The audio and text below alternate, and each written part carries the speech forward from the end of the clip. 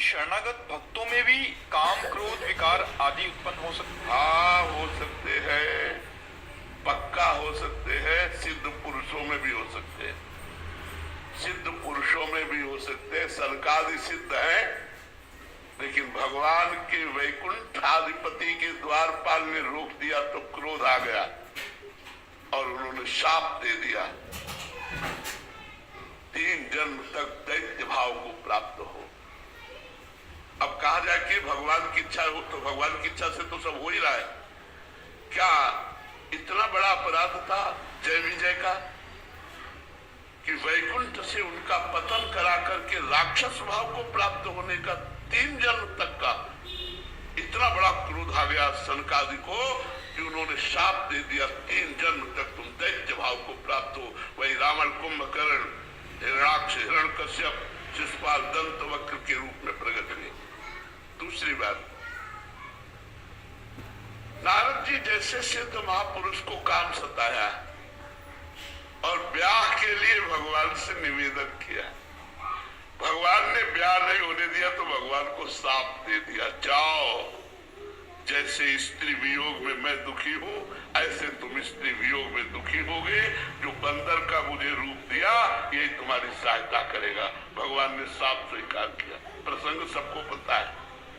तीसरी बात, अक्रूर जी महाराज की जो स्थिति वृंदावन आने पर है, भागवत में लिखी हुई आप देख लीजिए कि श्री सुखदेव जी सराहना करते हैं कि परीक्षित, मनुष्य जीवन का परम यही लाभ है जो अक्रूर जी की स्थिति। ऐसे अक्रूर जी महाराज उच्च कोटि के महाभागवत समंतक मणि को लेकर के और काशी डुबके जाकर के भगवान से दूरी बना ली, द्वारिका छोड़कर काशी जाकर यज्ञ करने लगे। और भगवान ने जब उनको बुलाया, बोले चाचा जी आपके पास समंतक मणि हो तो दे दो, क्योंकि बलराम भैया और सत्यभामा जी को ऐसा लगता है कि समंतक मणि में बड़ा संशय है, किसके पास है। तो मुझे पता है आपके पास है, तो भी वो नहीं निकाल लेते। मुझे कपड़े में लपेटी हुई आपके पास है, आप उसी के पैसों से यज्ञ कर रहे, मुझे पता है, तो उन्होंने निकाल दिया। इतने बड़े महाभक्त में लोग, नारद जी में काम का प्रादुर्भाव होना, सनकादि लोमस जी में क्रोध का प्रादुर्भाव होना, तो बड़े बड़े सिद्धों में भी यदि भगवान की कृपा की बात ना जो है और जरा सा चूक हो जाए, अपने में आ जाए, तो फिर काम क्रोध लोभ मोह ये कोई और नहीं। यार भगवान प्रद्युम्न नहीं, इनके लड़का बच्चा है यार, कोई और द्वेष हो जाए और ये ना चाहे तो साधारण साधक भी निर्विकार होकर के निकल जाए। इसलिए भगवान की शरणागति सर्वश्रेष्ठ है। भगवान की शरण में हो, वो करो सदा दिन के रखवारी, जिम बालक राखे महतारी, वो रक्षा करे तो हम जैसे नीच पुरुष भी पार हो जाए। और अगर वो छोड़ दे तो बड़े बड़े सिद्धों में विकार उत्पन्न हो जाए, बड़े बड़े सिद्धों में विकार उत्पन्न हो जाए। इसलिए भगवान की दुरंत माया है। ज्ञानिनाम अपचेतांश देवी भगवती सा बलादा कृष्ण मोहाय महामाया प्रक्षति। जो ज्ञानिन कर चित्त अपरई पर्यायी विमोह बस करई। अज्ञानी की बात जाने दो, ज्ञानियों को भी बलात् भ्रष्ट कर दे, वो भगवान की माया है। महाराज जी, यहाँ पूर्ण शरणागत की बात आई है, तो क्या काम क्रोध लोभ जो ये भी उसकी और पूर्णता के लिए एक सोपान बनते हैं महाराज जी? देखो, वास्तविक बात समझो कि काम क्रोध लोभ आदि तभी आते हैं जब किंचन मात्र अहम होता है। अगर अहम का प्रवेश न हो, सिद्धों में भी भगवान प्रकट कर देते हैं, तो फिर भगवान की माया का प्रभाव नहीं पड़े। नहीं स्वात्मारामम विषय मृतृष्टाम भ्रमयति।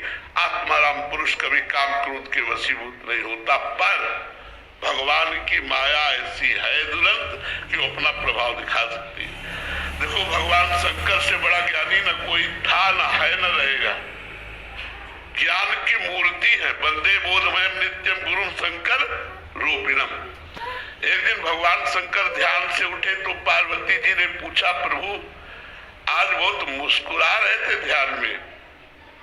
तो कहा, आज भगवान का एक नया अवतार हुआ है समुद्र मंथन के समय, मोहिनी अवतार।